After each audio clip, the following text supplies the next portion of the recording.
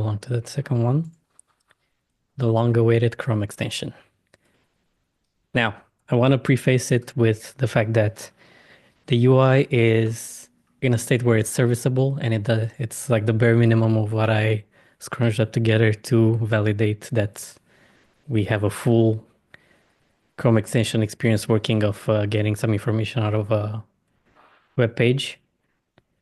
So it's kind of in an MVP state, and I'm not as far as with it as I wanted it to be, but I definitely have something interesting to show. I think the Chrome extension matters a lot to everyone. First of all, because customers will be using it, and it's a great way to bring in new people, especially once we start marketing it for different use cases. And I'm going to talk to that a bit more later. But also, it will allow us to sunset Gen 1. We still have at least Burj and probably many other users in Gen 1 that are using the Chrome extension.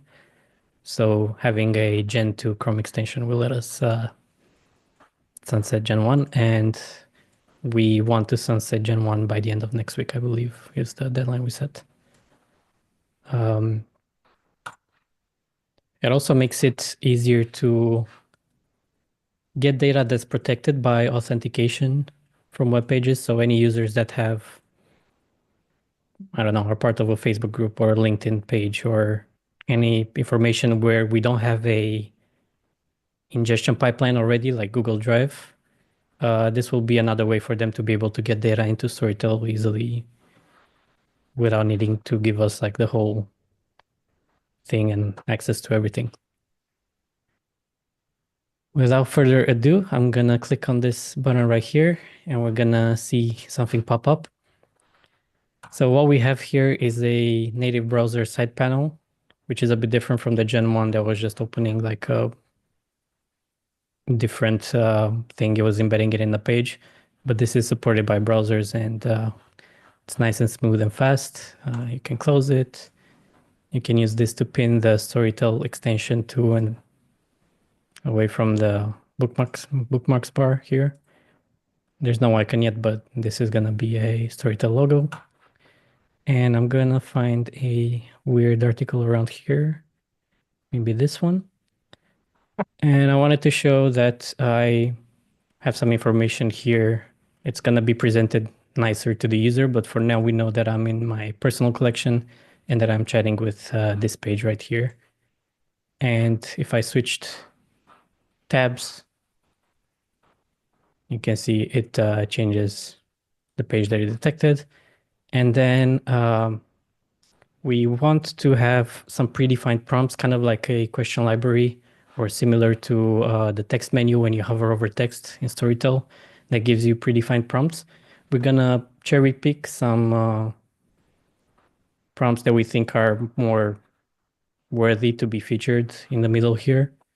For now, I have 3 placeholder ones, and I'm gonna click on the summarize button, and this is going to kick off a summary prompt that's going to include the content of the page.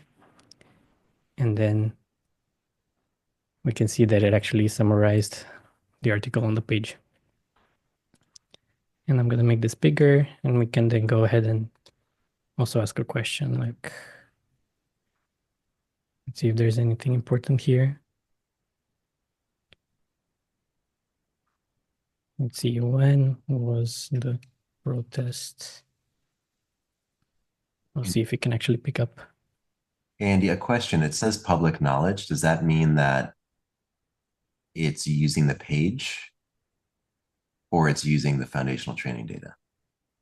Yeah, so I'm gonna go into that, but we're working on an endpoint, like on some new stuff in the backend in the server where we can upload the content of a page in a kind of an ephemeral manner where it's tied to the thread, but it's not saved to any collection because this was feedback from users that they don't want their collections to be populated with articles that they just want to get information out of maybe once or twice. So for now, until that is ready, I'm just including it in the prompt, Got it. the content of the page. But actually, what's going to happen very soon next week, once we have the endpoint, was you'll only see the actual prompt and not the content of the website. And then we'll have a box here or a box next to the somewhere where you can choose to save the page as an asset in the collection, or you can just choose to do nothing with it. And then it's just tied to this particular thread and it doesn't muddy up your collection if you don't want it to.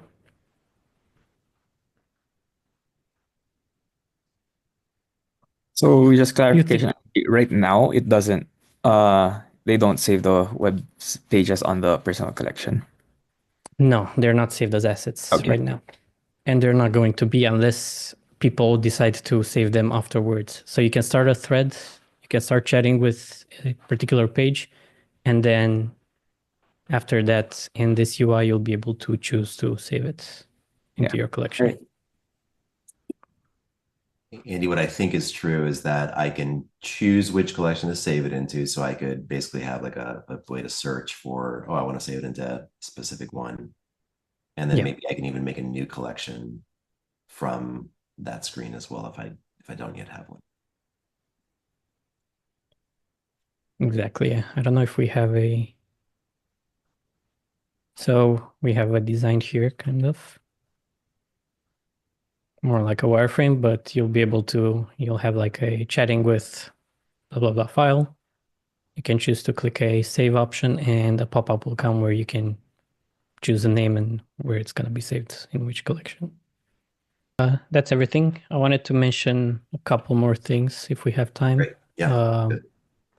yeah, first thing is I didn't show authentication because I didn't implement the UI for it, but I'm already logged in and we will allow people to interact with pages without having an account. So it will be similar to our web experience where you can be a guest user and still interact with it.